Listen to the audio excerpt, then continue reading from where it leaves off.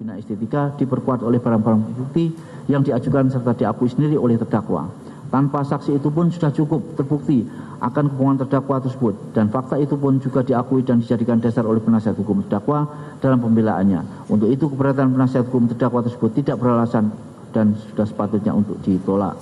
Menimbang bahwa selanjutnya dalam pleidoinya penasihat hukum terdakwa juga menyatakan alat-alat bukti yang digunakan oleh penuntut umum tidak mempunyai korelasi dengan pembuktian terhadap unsur menyiarkan berita atau pemberitahuan bohong dengan sengaja menerbitkan keonaran, karena alat bukti yang digunakan adalah screenshot, cuitan Twitter, postingan Facebook, atau hasil cetak foto hanyalah dapat dipergunakan untuk pembuktian perkara ITE. Menimbang bahwa sesuai dengan perkembangan dan kemajuan teknologi, bahwa walaupun KUHP belum mengatur alat bukti elektronik atau bukti digital, akan tetapi alat bukti tersebut dalam praktek peradilan telah diterima dan diakui sebagai alat bukti yang bisa saja nantinya berubah menjadi bukti surat atau keterangan ahli.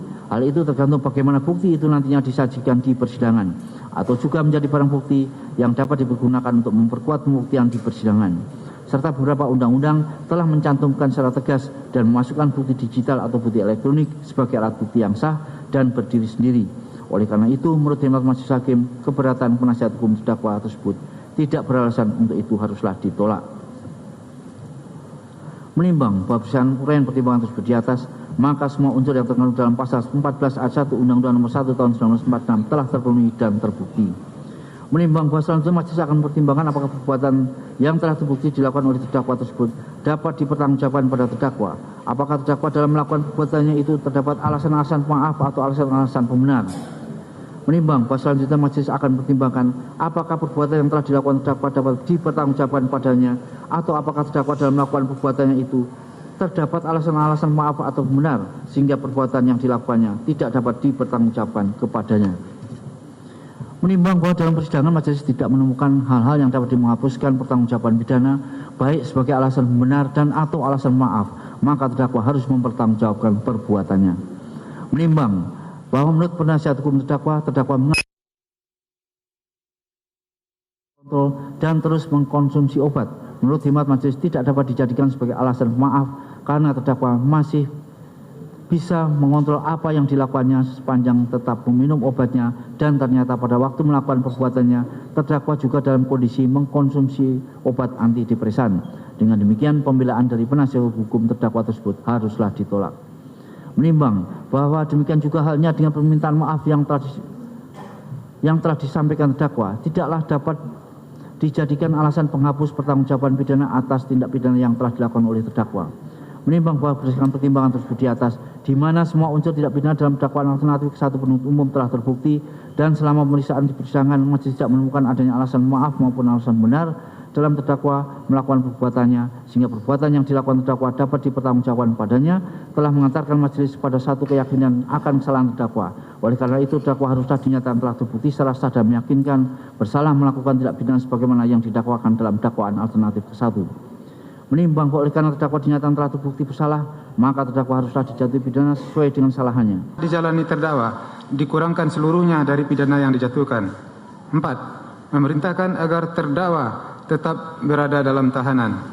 5. Memerintahkan barang bukti. 1. Satu budel screenshot cuplikan layar komentar di media sosial elektronik sehubungan dengan penganiayaan Ratna Sarumpait sampai dengan nomor 27.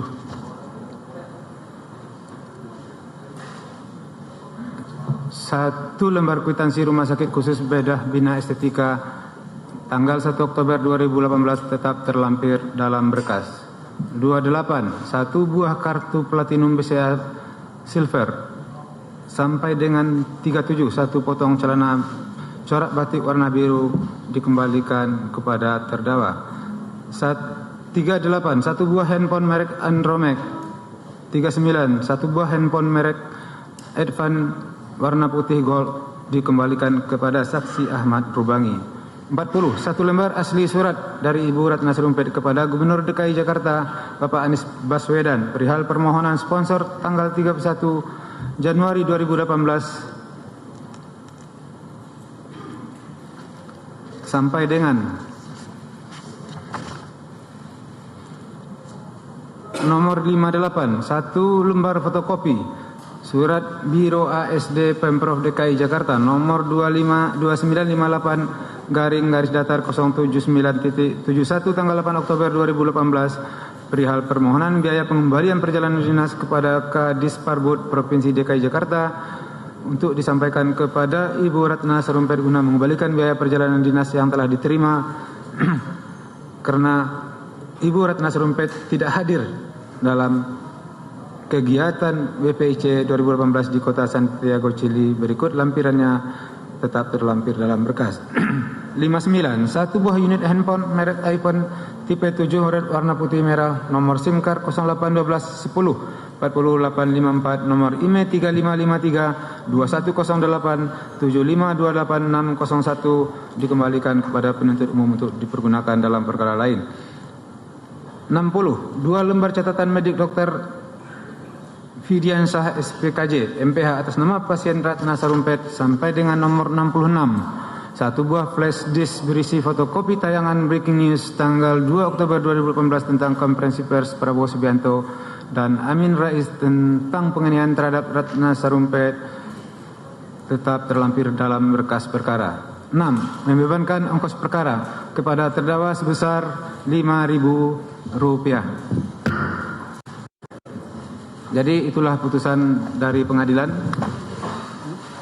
sebagaimana yang disampaikan tadi atas putusan tersebut, ya, baik penuntut umum, terdakwa dan penasihat hukumnya yang tidak sependapat dengan majelis dapat mempergunakan upaya hukum banding, waktunya 7 hari terhitung mulai besok.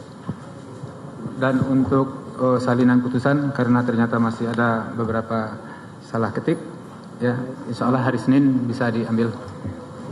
Majelis, biar bisa kami berbicara dengan saudara terdakwa, Majelis. Kami mau berbicara dengan saudara terdakwa sebentar, Majelis, mohon waktu. Gimana? Kami minta waktu untuk berbicara dengan saudara terdakwa, ya, Majelis, untuk menyatakan sikap terhadap putusan ini. Iya. Jadi itu tadi, ya, sudah saya sampaikan. Gimana terdakwa?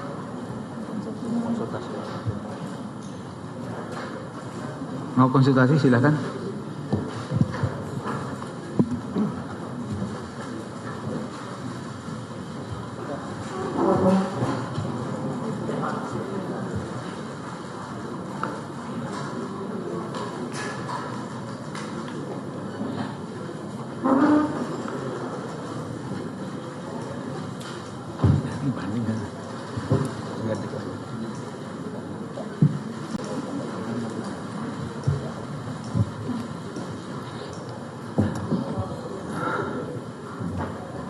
Bagaimana? Jadi setelah kami berkonsultasi dengan saudara terdakwa yang mulia terhadap putusan yang barusan dibacakan, yang barusan sama-sama kita dengar, kami menyatakan akan pikir-pikir dulu. Nanti kami akan ambil sikap yang mulia. Oke. Terima kasih. Tentunya masih dalam jangka waktu yang mulia. Terima kasih. Penuntut umum.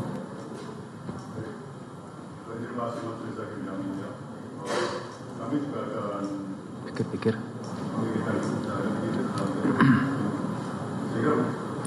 Baik, perlu disampaikan apabila dalam tengah waktu pikir-pikir tidak menyatakan pendapat, maka dianggap menerima dan putusan akan ingkrah, ya. Dan ini terakhir, majelis mohon maaf apabila dalam pemimpinan menjalankan persidangan ini ada yang tidak berkenan, majelis mohon maaf yang akan memberatkan kita dunia dan akhirat, ya. Dan dengan demikian persidangan dalam perkara ini dinyatakan selesai dan sidang ditutup. Terima kasih, majelis.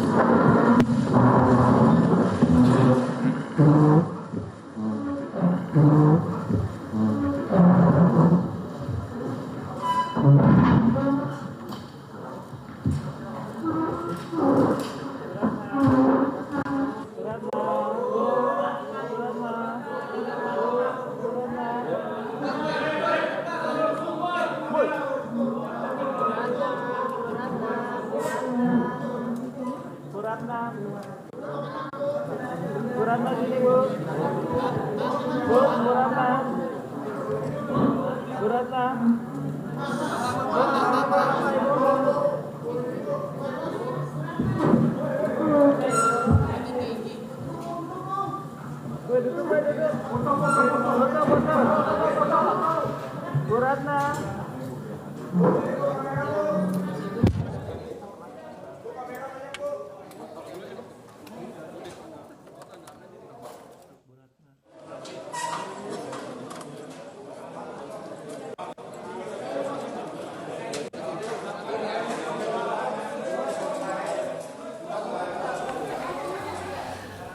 Pemirsa, Majelis Hakim telah memvonis Ratna Sarumpait dengan hukuman 2 tahun penjara.